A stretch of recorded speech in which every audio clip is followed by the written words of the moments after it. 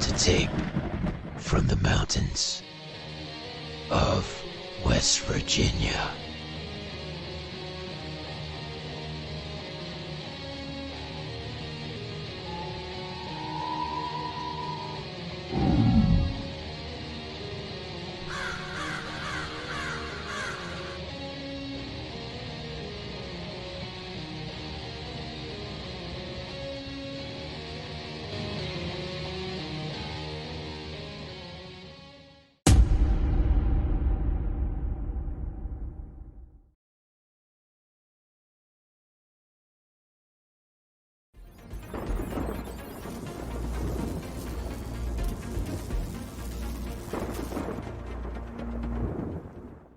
Are you curious about the unknown, the unexplainable? Do you find yourself intrigued by the mysterious and paranormal side of our world?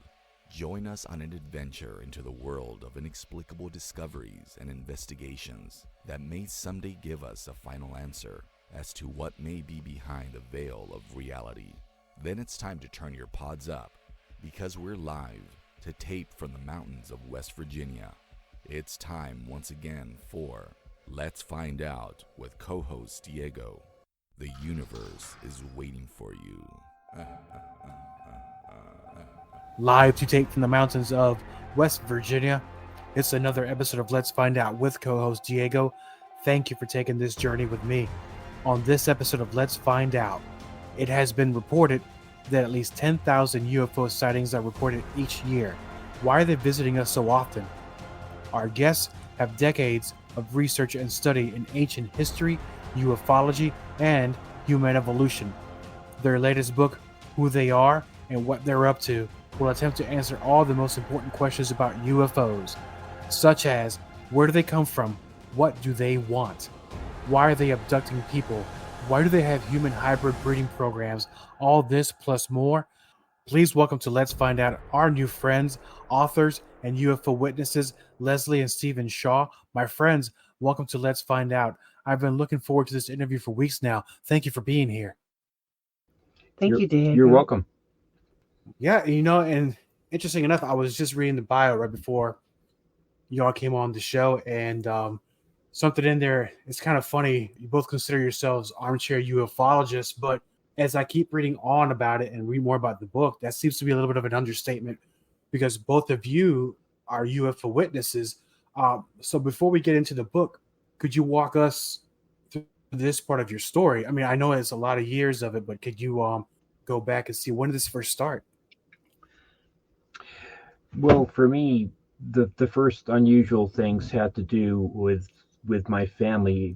Basically, I grew up in a very, very strict British family that grew up during wartime England, and they immigrated over here from Great Britain back in 1956, and I was born in 1960, and I'd heard about this since I was a child, about this family spirit guy called O'Glegley that had been around with the family for about 3 generations. So my first experiences were when I was 3 years old.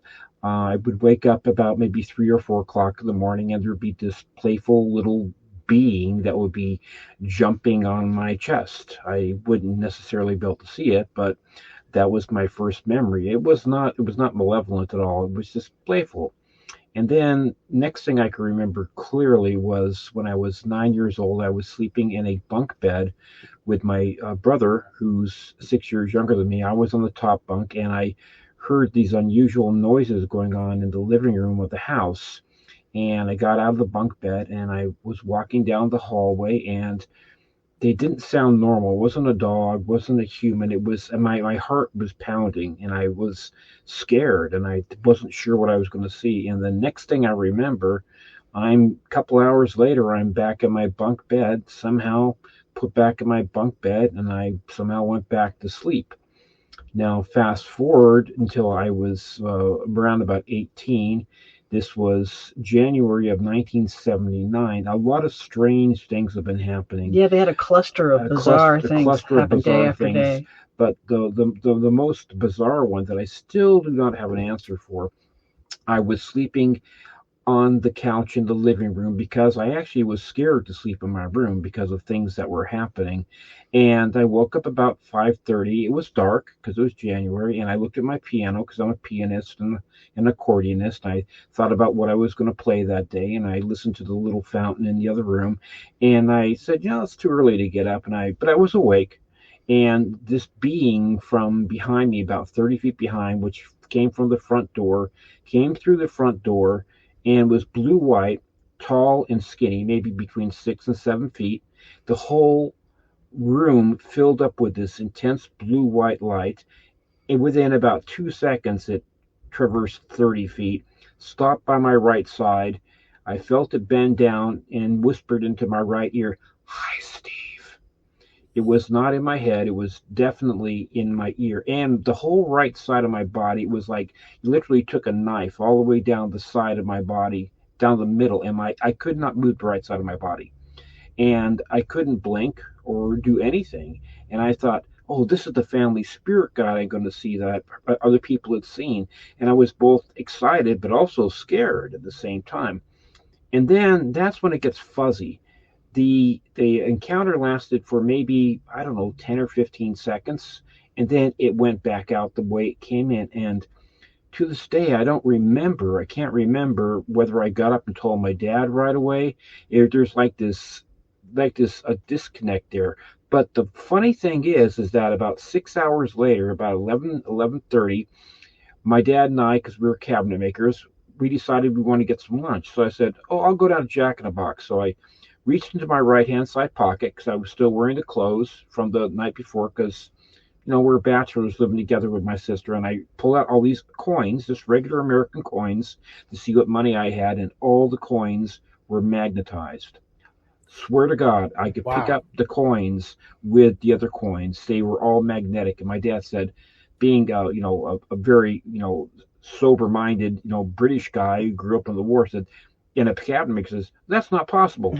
You can't magnetize American coins. And I've been searching ever since then to try and find out what force could magnetize 6 hours later after this happened, this encounter, what could magnetize American coins. It seems to me like he must have been exposed to a very high level of electromagnetic radiation or energy of some kind, because that would also paralyze the human electromagnetic energy, because it didn't affect we are electric beings. It didn't affect me in any abnormal way as far as like making me sick or ill. I didn't have any adverse effects. There were a lot of things I was doing at the time in my life. I was starting to study Tai Chi. I was a musician. I was very chaste. I was kind of not the average kid, in that kind of a sense. I was different, Yeah, interesting, because, and forgive me if you mentioned it earlier. Now, when these type of things happen, at least it's been in my experience and some people that I've met, where there's a family history to this. Is there something to this on your side? Yes. Very much so. Very, very much so. My mom was an automatic writer. Her mom and her mother and her aunt were automatic writers. They were spiritualists. They're all psychic in the family. I read stuff that my mom did through automatic writing that there's no way that she could have known about the stuff, because we weren't living together, and there was things that are going on that also went to other parts of the family. My mom's older sister got married to a man called Douglas Griffiths, who happened to be an RAF pilot just after World War II. And he had an experience where his life was saved by this entity that showed up when he was stationed in Ceylon, which is today Sri Lanka, and told him in the middle of the night, you have to get out of your bunk right now because you're going to get killed. And he said, oh, this must be old Glegley, the family spirit guide. And he got up, and sure enough, there was a raid that happened like about 10 minutes later, and a few of them got killed. So it's this phenomena has followed me around and the family to different continents, different countries, different houses. It's not like it's just like a haunting. And it's always missing time after. Yes, missing time. The hallmark card for the alien abduction phenomenon seems to be this.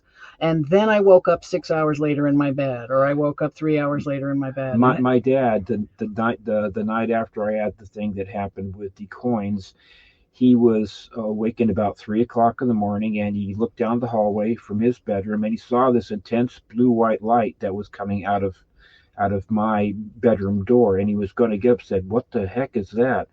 And he heard this voice in his head say, "Relax, Jeffrey, just go back to sleep. Nothing's wrong here, just relax." And he went back to sleep.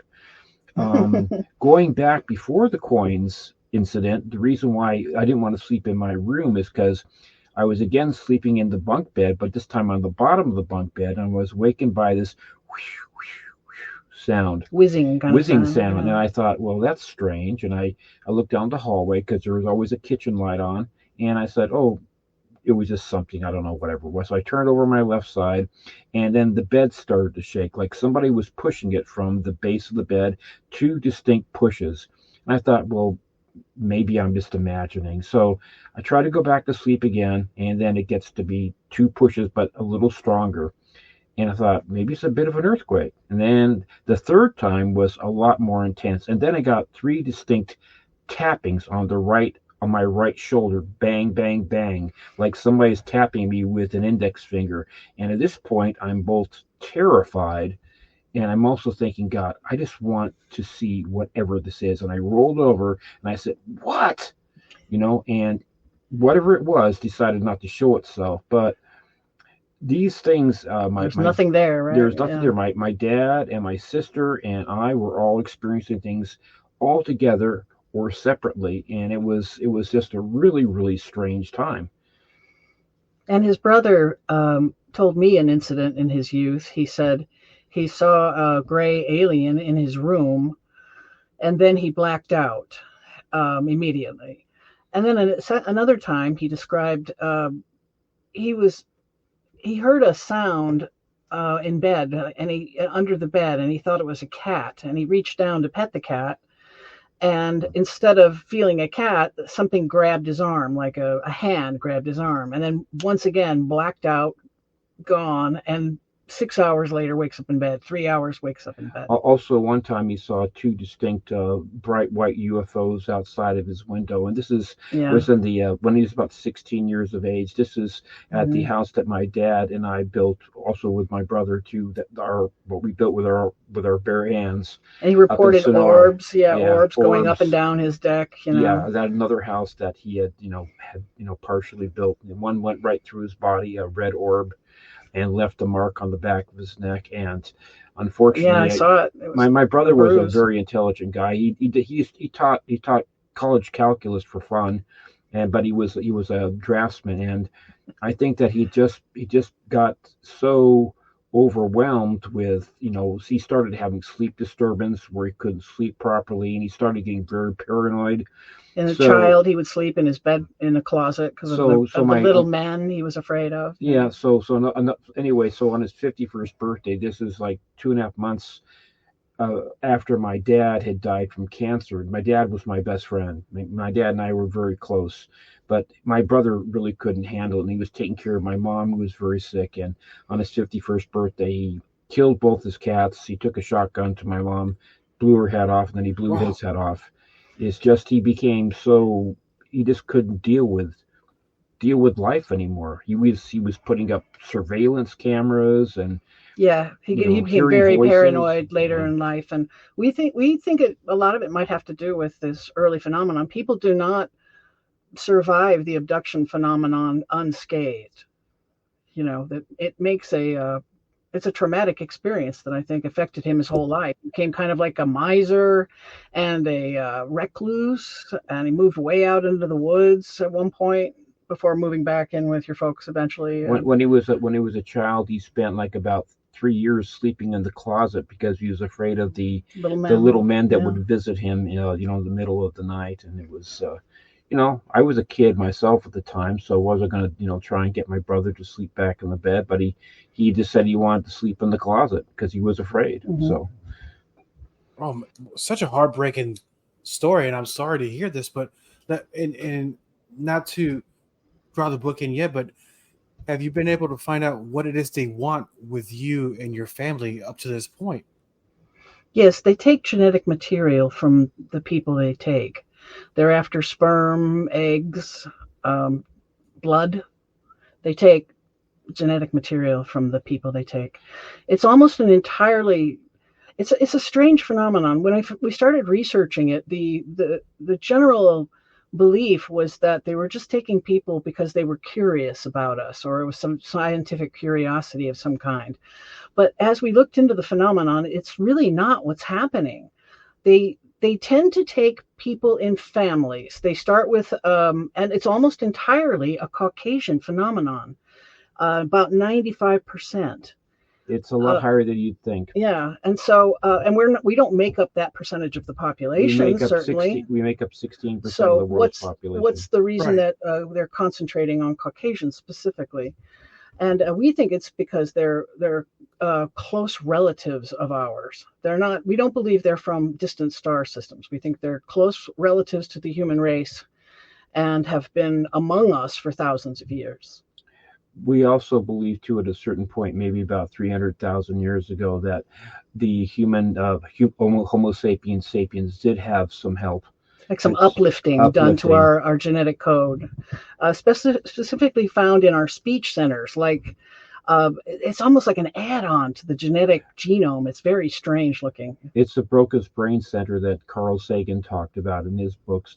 Looks like there was a cut and paste job like we're doing with CRISPR these days. In fact, it almost looks edited. Exactly. Jason Martell talked about it in the neocortex, how they've been able to find, well, number one, there was a bottleneck a number of thousands of years ago, where there's basically the human population was reduced down to about 10,000 people. There's actually a genetic bottleneck, so we're not genetically as diverse as we were at one point. But it also looks like we've been tampered with, especially with our all of a sudden developing the ability to speak and to do architecture and astronomy and build cities like Sumeria and pyramids. It just doesn't add up. What does add up is that they are close cousins of us that decided that it was too dangerous to live on the Earth because it got hit by asteroids too frequently, and decided, okay, we've had enough. Okay, we have the technology to be able to build cities underground and be safe, and it makes sense. Right. We think and we go into this in pretty detail in the book. I believe we have about 3 or 4 chapters devoted to it. But the Hiawatha asteroid the crater has finally been discovered. It was discovered in 2016. And this asteroid impact would have happened about 13,000 years ago. And it would have been responsible for the minor extinction event that happened in North America at the time. The woolly mammoth was gone, the mastodon, the American horse, most of them were saber-toothed cat, the dire wolf. We lost a lot of plains animals all at the same time, and the Clovis people. Mainstream archaeology was attributing it to the Clovis people were hunting these animals to extinction. It was ridiculous. And then the Clovis people disappeared at the same time as well. Obviously, it pointed to a much bigger destruction of some kind.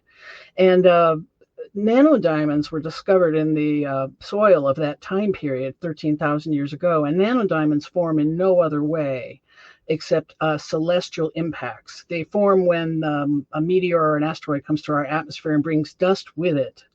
And that dust superheats and forms these tiny little round diamonds. So we knew there was an asteroid or a meteor impact of some magnitude 13,000 years ago, but nobody could find the crater. And it was because it was the nanodiamond concentration was higher further north. It was surmised that the crater could be under the ice sheet. And then sure enough, in 2016, the ice sheet in Greenland had receded to the point where the crater was discovered. And it's a pretty good sized crater. It's the 25th largest asteroid to ever hit the planet. And it would have caused devastating tsunamis, 2,000-foot high tsunamis. It's the source of all these flood myths, we believe, and is the source of the Great Flood that has had so many references in our most ancient lore, worldwide too. So it was a worldwide, it affected the entire world. So this inch layer thick of basically charcoal is found on in the soil, yeah. 4 different continents, on at least 10 different countries, that show at the exact same time a worldwide cataclysm happened, which means that the Great Flood was real. The Great Flood really did happen. Yes, and we think that is the catalyst for the separation of our species into these beings that are flying our skies in UFOs now.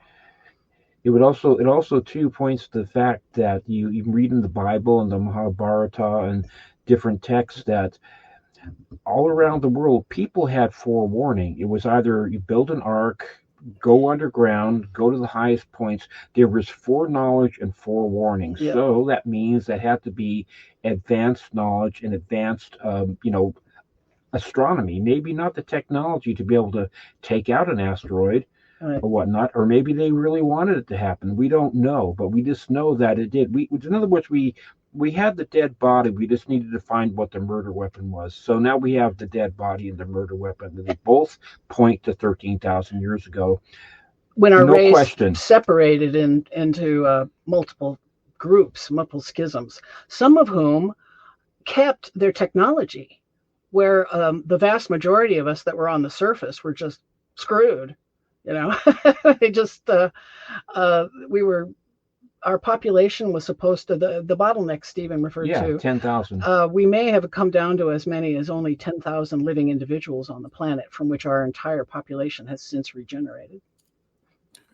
That's amazing, because while you were telling me the story with the asteroid, now I'm thinking possibly maybe not really an asteroid, because if there was foreknowledge of this thing coming down, something or someone had to tell them it's coming, so they could attribute that to the gods or the angels or whatever it could be. Yes. I'm more thinking that maybe that was kind of their way of resetting. We think that prior to the impact, humanity may have been much more advanced than we currently give them credit for. We think they were all over the planet building these megalithic pyramid structure cities, and it was a society we know nothing about. Why? Because 2,000-foot high tsunami scraped the evidence of them off the surface, except for the megalithic architecture that confuses us to this day. Like Sacsayhuaman, we do know that they had an advanced ability to work with rock and stone. They had the ability to, like Pumapunko or Sacsayhuaman, they had the ability to melt and fuse rock and move things that were 200 tons like it was nothing. So yes, and frequently a lot of the texts that still remain talk about either sounds or vibrations that were associated with the movement or the walking of the rocks or the stones. So it's basically technology that's the way we see it. Technology that we don't have currently. Yeah. I point to the fact that Homo sapiens sapien has been on the planet for at least 120,000 years that we know of. Many people think even earlier, but at least 120,000 years. And mainstream archaeology would have us believe that we sat around on our butts for 107,000 years picking fleas off out of our hair in caves until 13,000 years ago. We just decided to get some gumption and start going to the moon eventually, invent mathematics and astronomy and we're calculus. Not that kind of people. We're an industrious people. We're a curious, creative, intelligent people. So we think they advanced pretty far. They had 107,000 years. It's only been 13,000 years since we crawled out of the caves, and now we're already back to the moon. These people could have controlled the entire solar system. They could have built the bases on Mars that we see, the structures we see on Mars. That's the stuff that we don't know. But like I say, it's just I always look at necessity, because I was a doctor of acupuncture, and I've worn the blue hats and the white hats in my life. I've been in the military for 6 years, taught Tai Chi, was cabinet maker, been a musician. And I've seen a lot of different things, and it just it's, we don't do things unless we need something. It's got to be necessity. So, and also too, it also explains a lot of the cattle mutilations. I mean, cattle mutilations, people think, oh, they're just curious about it, but no. Why would they exsanguinate, the cattle and take their sex organs unless they really had a need for them, and not just as delicacies? Yes, and that's why we believe that they're taking Caucasian DNA when they abduct the people thereafter. And when they find a strain of DNA they like, then they continue taking the children of that person. As that person ages and becomes, maybe their DNA is less viable or whatever, they'll start taking the kids, and then the grandkids and the great grandkids. And it's almost, like I said, entirely a Caucasian phenomenon. Why? Maybe because they were Caucasians. The Nordics are described as almost being indistinguishable from human beings. And if you really look at a gray, I mean, obviously we can't just look at the pictures of them. That would be great. But when you look at drawings of witnesses, they move like we do. They stand perfectly upright like we do. Their eyes are in the right place, their ears in the right place, their elbows bend the right way, their knees bend the right.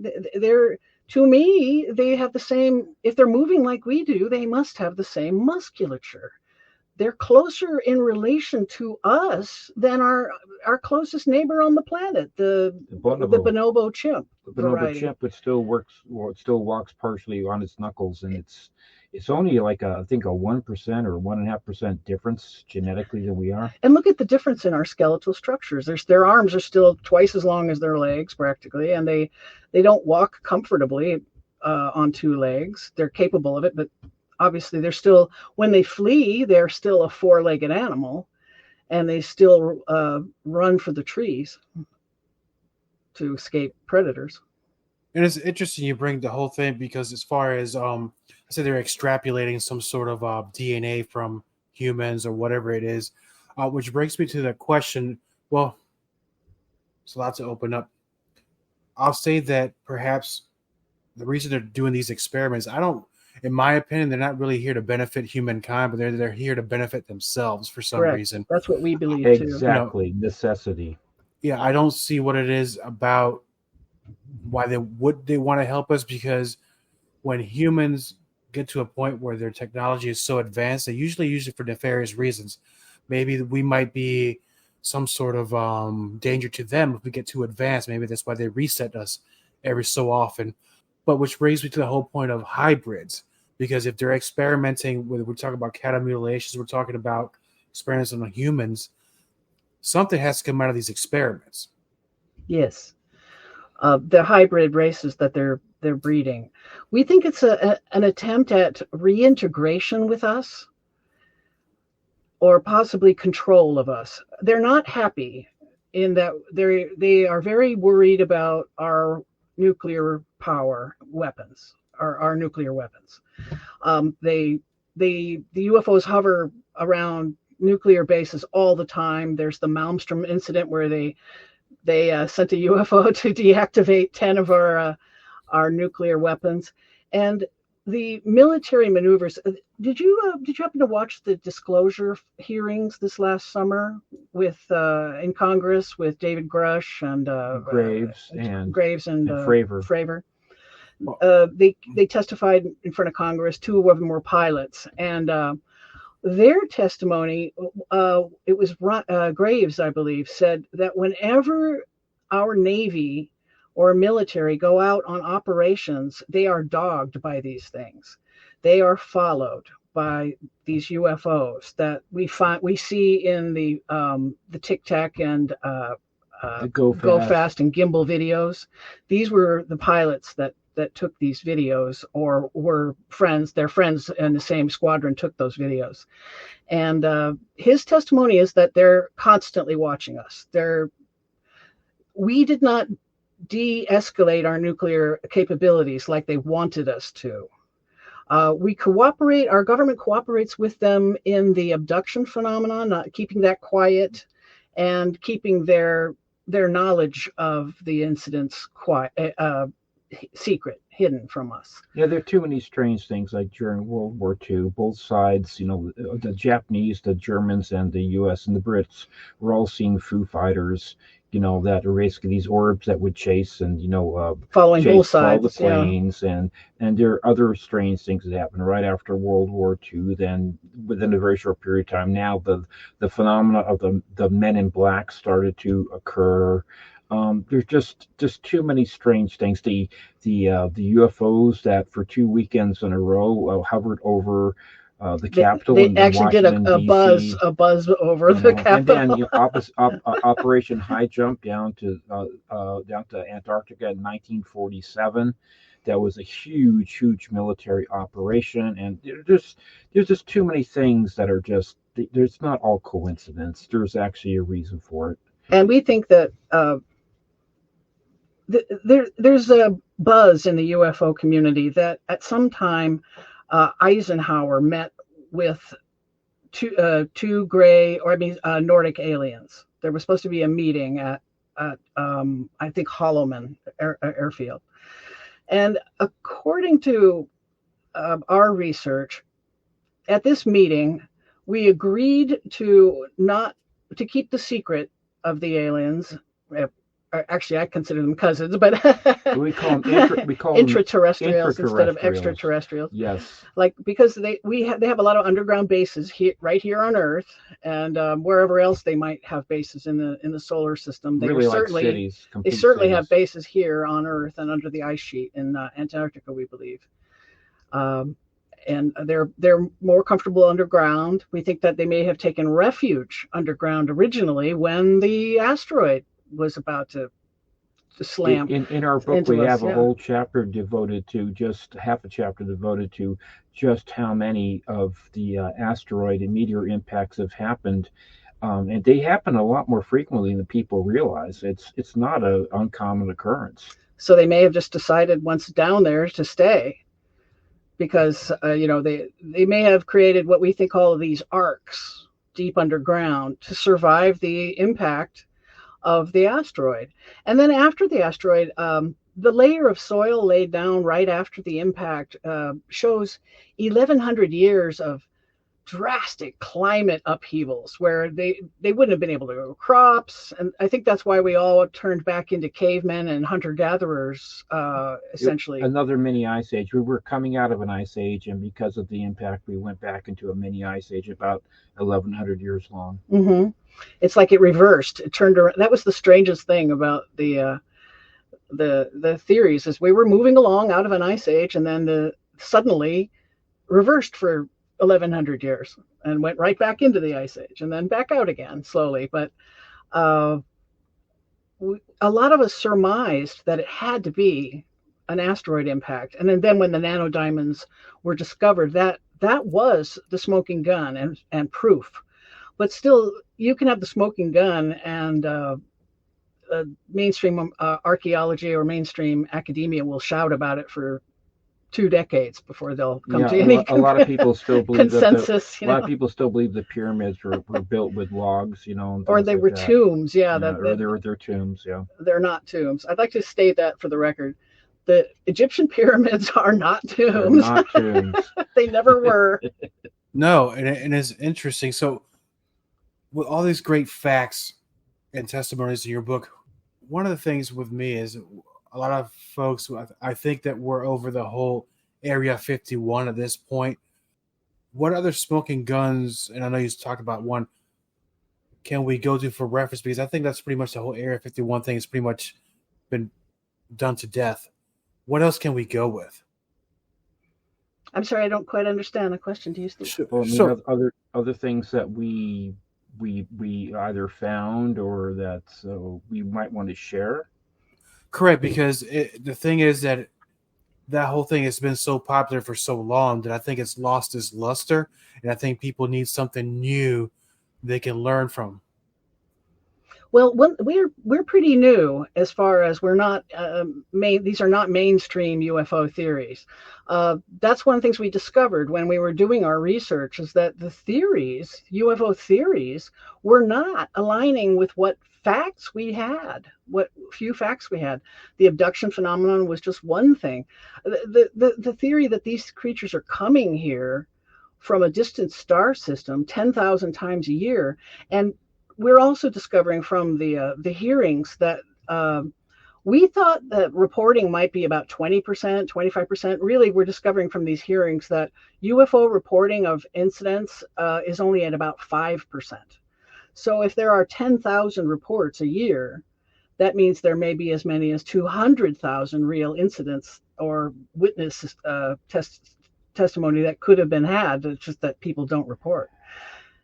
And also what we're finding too, because we went to Contact in the Desert and Alien Con, and we've met with David Childress and other people, and found some interesting stuff that's been being spread right now. There's a lot of tendency of what we say, what you'd like to hear about isms, what we'd like to believe. We'd love to believe, Leslie and I would love to believe that there is actually like a Star Trek type of Federation thing going on. And that is something that's being spread currently, even by some people that are very, very high up that you would know their names if you heard them.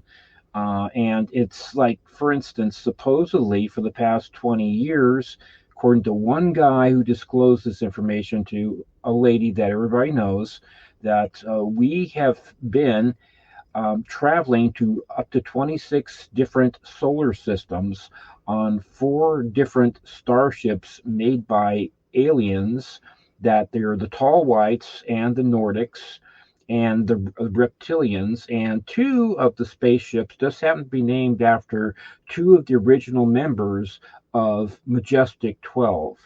And for that, so since 2003, we've been traveling. We're supposed to be hitching rides. We're hitching rides. Federations, right. And 2 of the spaceships happen to be named after men that were on from Earth. It's 70 years ago. It's like what we would love to hear. And it's amazing. What we want to hear isms, I call it. It's diverting from the truth, and the truth is probably much closer to necessity. They live here. They don't want us to blow up the planet because they need us. And they live here too. Yeah, they don't want us to blow up the world. There probably are less of them than there are us, and we are pretty violent, and we are very apt to to go down rabbit holes. And I think what we're trying to do with our work is trying to let people know that don't just jump down the rabbit hole all the time. Try and use some common sense, and that's what we're trying to do. Yes. With our theories, there's no wormhole, there's no portal, there's no interdimensional travel, there's no Eisenstein-Rosen bridge, there's no time travel.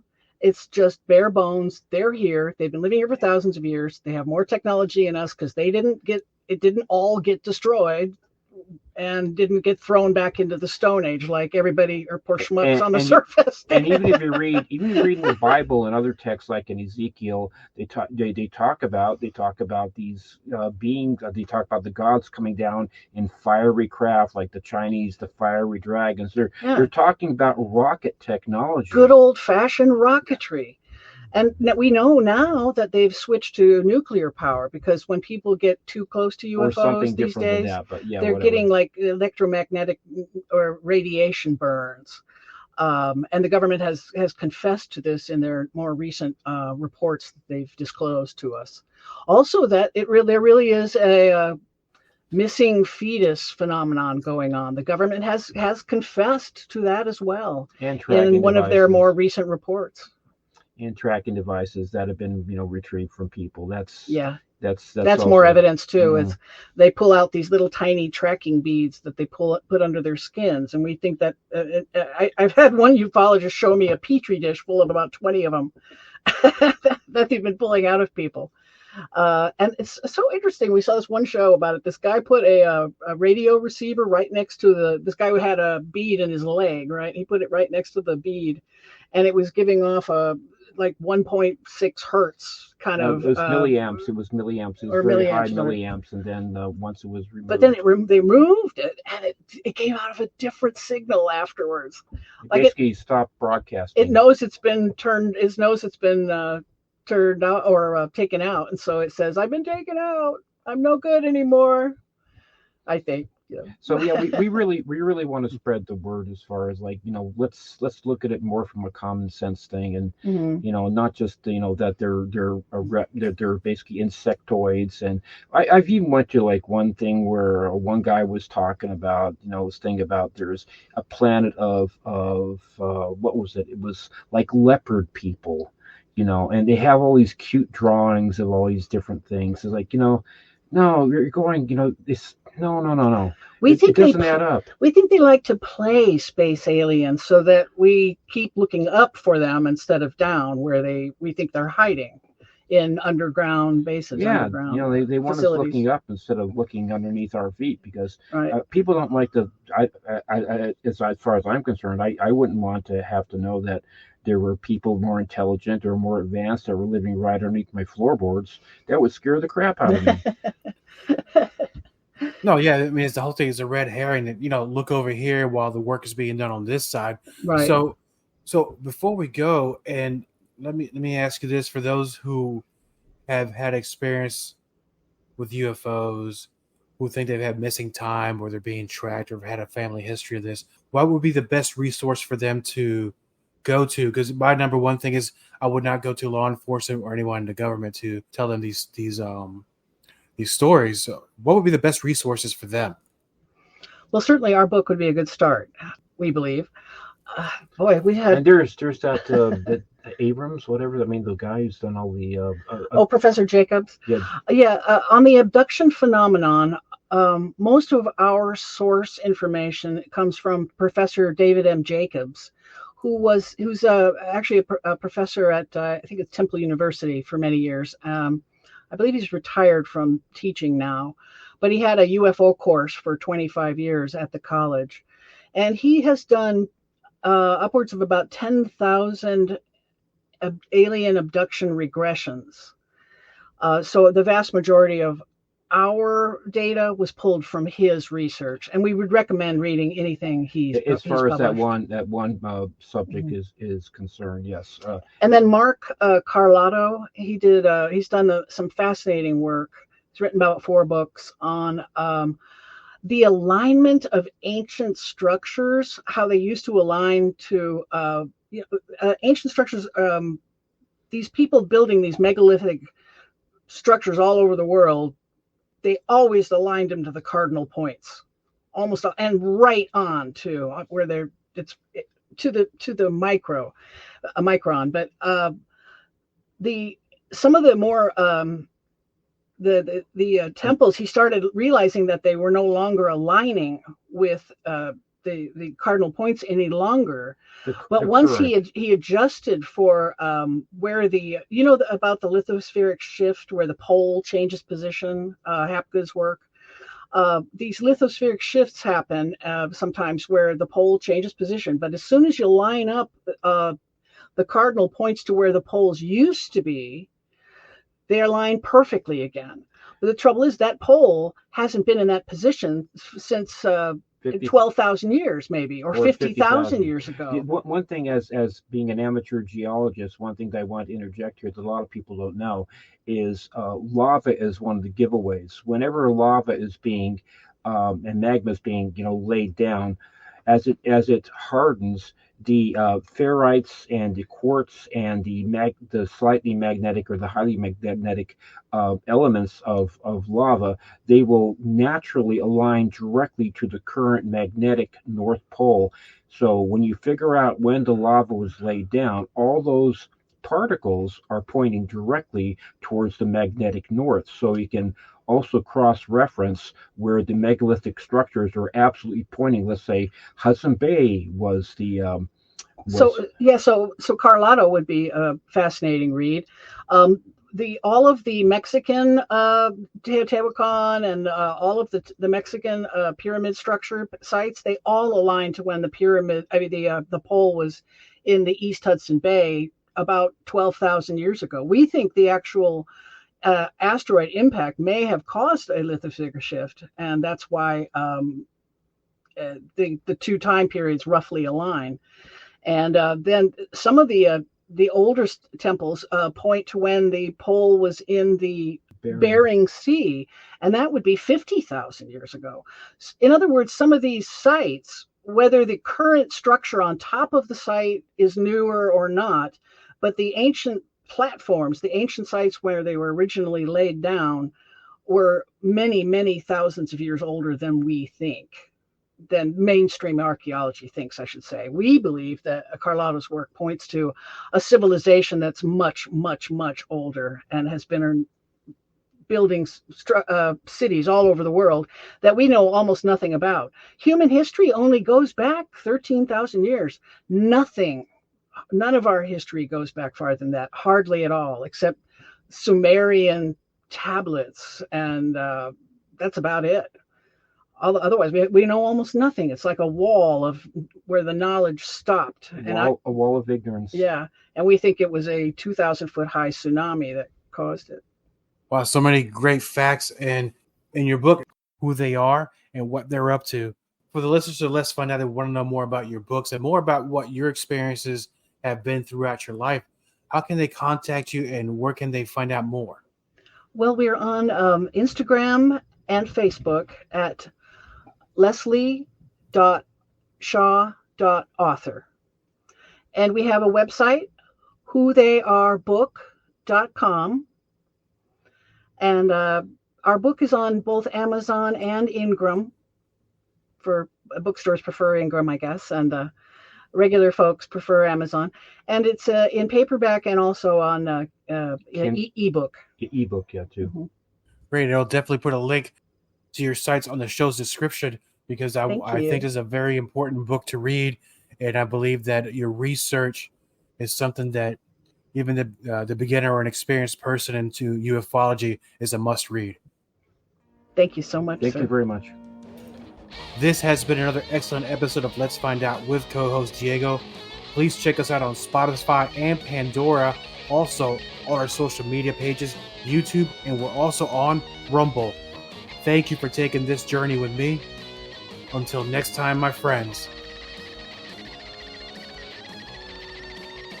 Thank you for listening to Let's Find Out with co-host Diego. We're on Spotify, Google Podcasts, TuneIn, Pocket Casts, and on Anchor. For more information about Let's Find Out with co-host Diego, please visit us on Facebook.com/co-host Diego, on Twitter at co-host_Diego, and on Instagram as co-host Diego. Copyright co-host Diego. All content for Let's Find Out is the property of co-host Diego and is served directly from our servers with no modification, redirects, or rehosting. All celebrity impersonators are paid performers. The impersonated celebrities do not endorse or promote any views or opinions expressed by our guests, co-host Diego, or Let's Find Out. The information shared on Let's Find Out is provided on an as-is basis with no guarantees of completeness, accuracy, usefulness, or timeliness.